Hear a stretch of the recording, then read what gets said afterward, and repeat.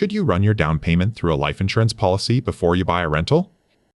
It is called infinite banking, and it means paying far more into a life insurance policy than it needs, than borrowing against the money that builds up inside. Ryan Lee, who sells these policies for a living, makes the case on Ken McElroy's real estate channel. We tested it against just using the money instead. It only comes out ahead when that money would otherwise sit in a checking account earning nothing. At Ground Truth, we take a money strategy somebody is selling you, and we test it on real data. We ran it 1,944 ways. It won 228 of them. 219 of those wins came against money that was earning nothing at all. Those runs split 3 ways by what your money could otherwise be earning, 648 runs each. Move it into a savings account paying 4% and it won 9 times. Into an index fund at 7%, it won nothing at all. And Lee names the deciding number himself. Later in the same conversation, he compares it to a bank. If you are saving up a deposit for a first rental, this is the pitch that will reach you. It is worth knowing what it costs before it does.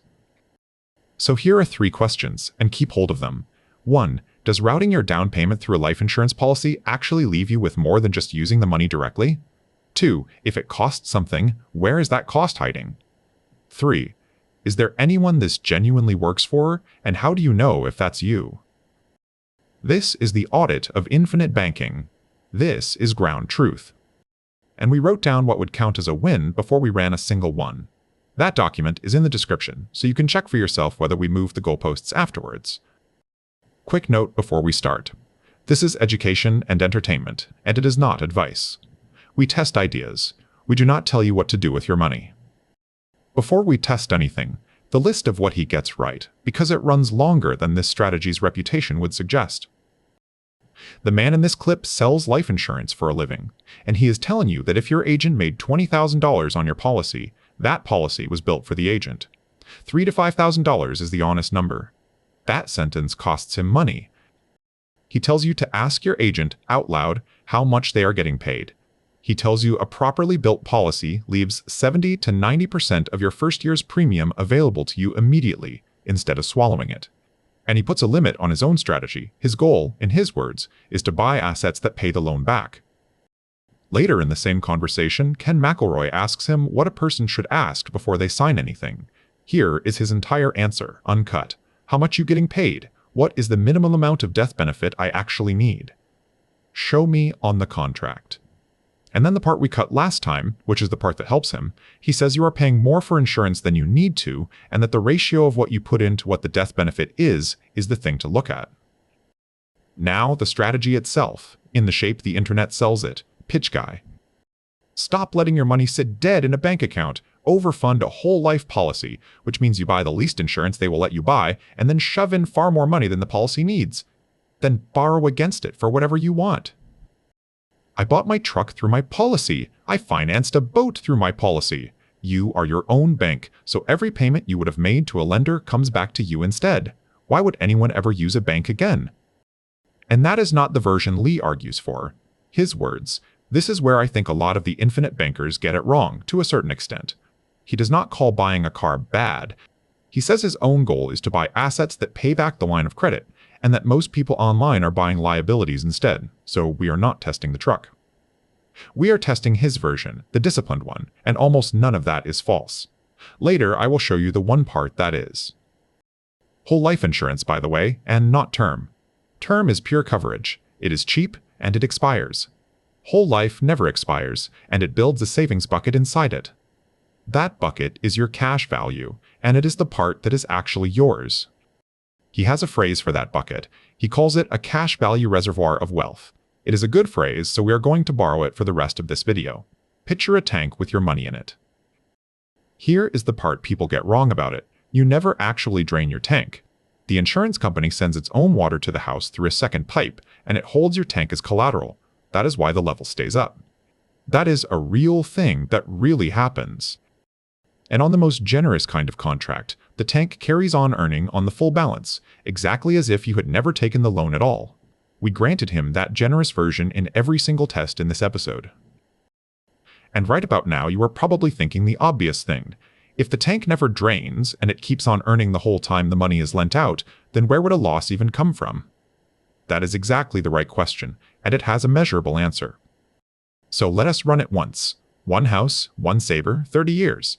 The saver puts away $25,000 a year. The property costs $400,000 with 20% down on a 30-year mortgage. And we hold that property absolutely identical in every version. Same price, same rent, same mortgage. Holding the house identical matters more than anything else here because it means we are not testing whether the house is a good deal. We are testing only how you paid the deposit. 30 years, same money in, same house. Against a saver whose cash was earning nothing, the policy route ends up owning 10 properties. The direct route owns 13. That is one run, and one run is an anecdote. So, we did the thing you do when you actually want an answer. That was one of 1,944 runs. We built every rate version of this we could justify. Every credited rate the policy might pay, which is the number they put into your tank. Every loan rate it might charge against it. 2 mortgage rates, 2 rent levels, 3 holding periods, 10 years, 20, and 30. And every alternative for the saver's cash, nothing at all in a checking account, 4% in a savings account, 7% in an index fund. Hold on to that last one. It is the one that decides this, and we wrote that down before we ran anything. One thing we did not vary is his design. Every one of those runs sends every dollar of savings into premium and lets the rent do the repaying, because that is the version he sells. 1,944 ways. It won 228 of them, line them all up by outcome, and walk to the one standing in the middle. That one is the median. It finishes with about 84 cents of net worth for every dollar the direct saver ends up with. You are ignoring compound interest. The money in that policy never stops growing, not for one single day, and that is the whole point of the thing. It does not stop growing. That part is true. Here is the sentence nobody ever finishes. Call it the missing subtraction. In the same interview, in 2 different answers, he says 2 things. First, that the policy pays you 4 to 6%, and he is careful about it. He says twice that this is already net of cost. Then, asked what the loan costs, he says 4.5% to about 6.5%. Both are on camera. Neither one is a lie. They are simply never put next to each other. Put those 2 side by side, and the interest they pay you stops being a bonus on top of the loan. It is an offset against it. The industry calls that difference a spread. What they charge you minus what they pay you. It is a real cost, and we charged it in every run. But it is not the thing that decides this, and I want to be careful not to sell you a villain. Borrowing costs money everywhere. Hold it in your head as a cost, and watch what actually moves the answer. And the loan rate we ran, 6.2%, is not a number we invented, and it is not a market average. It is the one rate we could verify from an actual insurer's published document. Other contracts will differ. That is the honest state of the evidence. Hold the 3 questions against what we have so far. 1. Does routing your down payment through a life insurance policy actually leave you with more than just using the money directly? So far, no. 2. If it costs something, where is that cost hiding? We have priced a spread and it is real, but it is not big enough to be the answer on its own. 3. Is there anyone this genuinely works for, and how do you know if that's you? That one is still open, and we can close it now. 228 wins out of 1,944 runs, so where do they live? Almost all of them live in one place. 648 of our runs put that deposit money at 0, earning nothing in a checking account. 219 of the 228 wins are in that one group. That is a win rate of about 34%. And that is fair. It is a real situation, and it is probably a real description of a lot of people watching this. But hold 2 numbers at once, because both are true. 34% also means that even in the best case we could build for it, it still lost about 2 times out of every 3. But it still wins sometimes. You just said so yourself, right there on your own chart, in your own colors. At 0, yes. Now move that money somewhere boring, a treasury bill or a savings account paying 4%. Across 648 runs, it won 9. Put it in a plain index fund at 7%, and across another 648 runs it wins nothing at all. 219 wins, then 9, then none.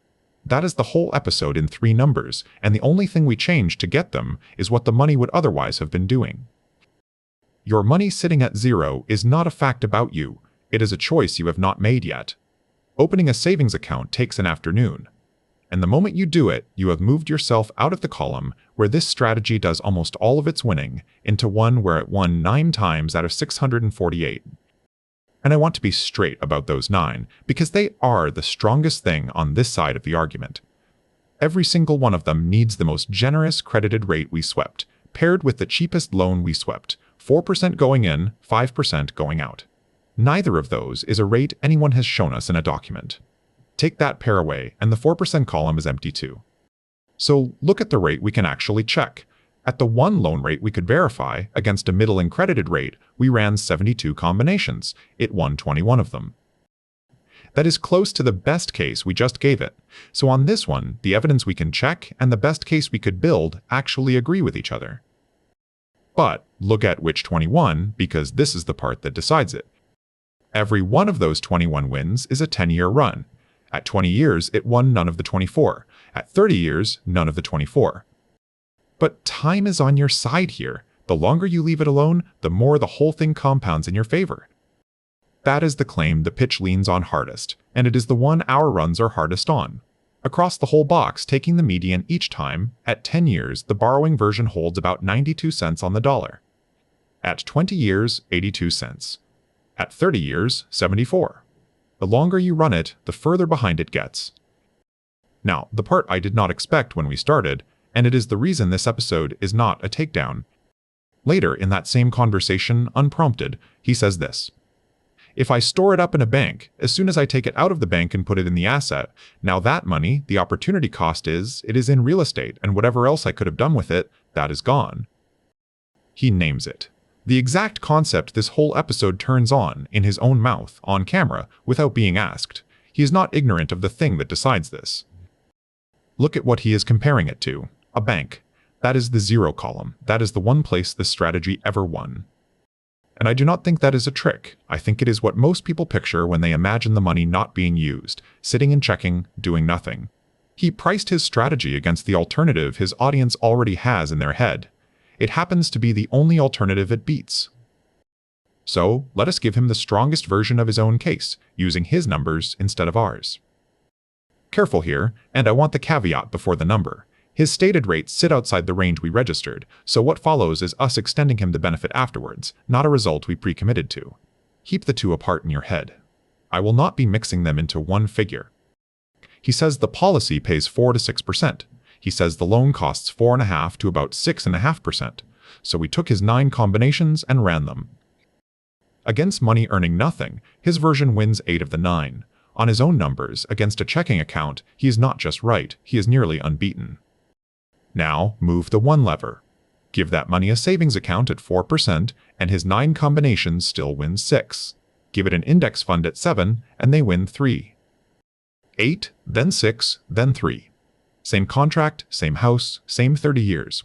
The only thing that changed is what the money would otherwise have been doing. His box and our box disagree about almost everything. They agree about the lever. And I am not going to slide past that middle number.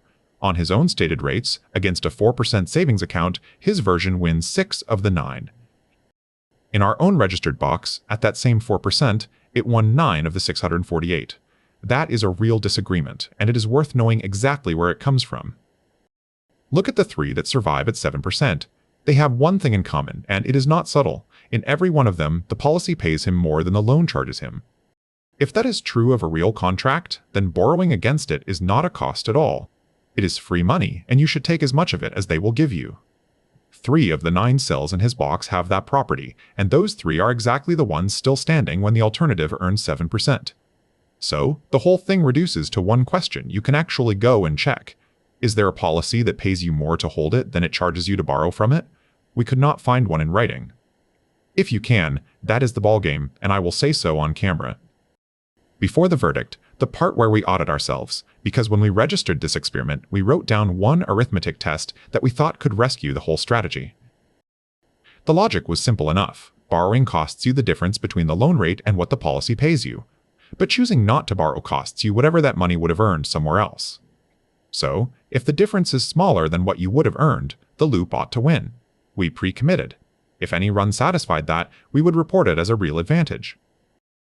1,008 of our runs satisfy it. It won 9 of them. We said in advance that if that happened, we would report it as a real advantage. So, there it is reported, it won 9 of them. That is a win rate of 0.9% among the runs that qualified, which is a real result, and a very small one. And now the part that is our error rather than theirs, because that number was very nearly settled before we ran a single cell. Look at where that test can even be satisfied. The cheapest loan we swept costs 5%, the most generous policy we swept pays 4%. So the difference is never smaller than what your money earns, unless your money is already earning well somewhere else, which is close to the opposite of where this strategy wins. The two groups almost cannot overlap. Where they do overlap is a single rate pair, the most generous credited rate we swept against the cheapest loan we swept, and those 9 wins are exactly the 9 you already met in part 3. It is not a second piece of evidence. It is the same corner, counted again under a different name. So we wrote a question whose answer was pinned to nearly 0 by the range we chose, and then it came back nearly 0. That is not a finding. If we had not gone back and audited our own goalposts, we would have sold you the shape of our own sweep as a discovery. We caught it in review. It should have been caught in the design. One thing worth saying plainly, nothing else in this video leans on that test. The 228 wins, the columns, and the verdict are measured straight out of the runs themselves. First, the question we opened on, should you run your down payment through a life insurance policy before you buy a rental? Across all 1,944 runs, no. The only place that turns into a yes is the column where your money would otherwise earn nothing, and even inside that column, 648 runs, it lost 2 of every 3. At 4%, it won 9 of 648. At 7%, none of 648. Now the 3 questions, and let us be precise about what we actually know. 1. Does routing your down payment through a life insurance policy actually leave you with more than just using the money directly? Measured, no. In about 88% of the ways we could run it, you end up with less money. Counted separately, in about 3/5 of all of them, you also own fewer houses. 2. If it costs something, where is that cost hiding? Measured. It is not hiding in the policy at all, it is hiding in the comparison.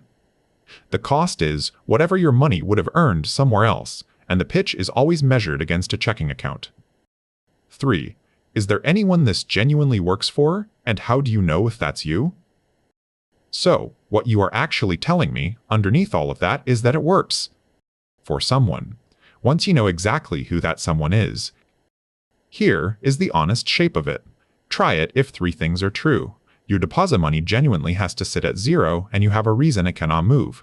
You want a savings vehicle you cannot easily raid. And you place real value on never being forced to sell in a crash. Even then, go in knowing it only won about 34% of those runs and lost the rest. And know that at the only loan rate anyone has shown us in writing, every single win it managed was a 10-year run. Do not do it if that money could earn 4% or more somewhere else. At 4%, it won 9 of the 648, and every one of those 9 needed a rate pair nobody has shown us in a document. At 7%, it did not win a single one. And if you cannot name the reason your money has to stay at 0, then that is your answer. The cheapest move on the table is not this strategy, it is the savings account. 2 things we owe you about how we ran our own numbers, because both of them cut against us. Every run in this video charged the direct saver for term insurance out of the same money, so his coverage was never quietly free. $557 a year on a 10-year run, $1,113 on a 20-year run, and $1,670 on a 30. And every run did charge the policy for its cost of issue. The part of your premium that stays out of your hands over the first 2 years runs from $3,750 to $7,500, depending on how well the thing is built. That is his own 70 to 90% design test, applied to our saver's premium. It is the money he told you to ask your agent about, and it is already inside every figure you have heard. And notice what the whole pitch rests on, because it turns out not to be true. It says that borrowing against your policy gives you leverage. It does not. We held the house, the price, and the mortgage identical on purpose, so that the only difference was where the deposit came from. Both people got exactly the same mortgage. Only one of them also owes the insurance company. The policy does not add buying power. It adds debt. Now, the part we owe him. Everything from the top of this video still stands. 3 more join it. He points at a real line in the tax code, and he describes it accurately. It is a ratio, how much cash value you are allowed to hold, against how much death benefit you are buying. Cross it, and the policy stops being treated as life insurance, and the tax advantage goes with it. These policies are built right up against that line, as much savings and as little insurance as the law allows. He never names the specific provision, and we are going to follow him in that, because the one usually named in videos like this is a different test from the one he is describing. He also carries a large term policy for his actual insurance need, the cheap kind, the kind that simply covers you. That is the right answer. And there is one thing about safety worth being precise about. And there is no downside, none at all. That is the whole reason people put their savings in one. That version is much too broad. His own design test concedes that you are down 10 to 25% in year one. But there is a narrower version that survives, and it is the best thing in his pitch. Here is the comparison. If you borrow against a stock portfolio and the market falls far enough, your broker does not phone you for permission. It sells your shares to get its own money back. That is a margin call. We ran that on our survivorship-free stock data. Survivorship-free means we kept every company that went bust, and not just the ones that made it. On that data, somebody who borrowed half of their account's value gets sold out in 3 of the 6 drawdowns in the record. Every one of those 3 is deeper than 35%. The policy loan gets margin called 0 times, ever. It is the one thing in the strategy that we could not take away from it, and I want to be precise about why, because it is not something we measured, it is structural. A policy's cash value never marks to market, so there is nothing there to trigger a call. Now the caveat, and it is structural too. Keep the borrowing small, a quarter of the account or less, and a plain margin loan survives every drawdown in our record. A stricter securities-backed line survives all of them except the worst crash in the sample, so you can buy most of that protection without buying a policy. And one more thing he is straightforwardly right about, which we got wrong in an earlier cut. He owns 17 separate policies, and his reason is not exotic. Once a contract is set, there is a limit to how much you can put into it. The most he could put into that one was $10,000 a year, so to expand the line of credit he had to build another. That is a design constraint plainly stated, and it is exactly what he said it was. And here is what would change our mind. Ask your agent for an illustration, that is the projection sheet they print for you before you sign. If the cash value on it grows, after costs, faster than that same contract charges you to borrow, then this gets much closer than we found it. That is the cheapest way there is to prove us wrong. Our model is public. Send us that sheet, and we will run it on camera. But notice that even that would not settle it, and this is the thing to carry out of here. He gave you 3 questions to ask before you sign, and they are good questions. How much are you getting paid? What is the minimum death benefit I actually need? Show me on the contract. Here is the 4th. What would this money be doing otherwise? Because that one is not on the contract. It is not in the illustration. Nobody in that conversation can answer it for you, and it is the only one that decides the outcome. 1,944 ways. It won 228 of them, and in 219 of those, the money was otherwise doing nothing at all. Go and watch the original. The link is in the description. The machine is always hungry.